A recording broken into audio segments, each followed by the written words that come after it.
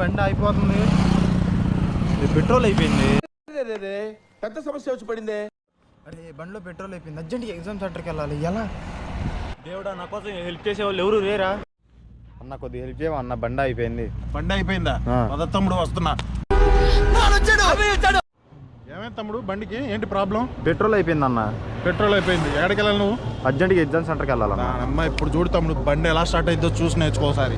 సరే అన్న. జై బాలయ్య.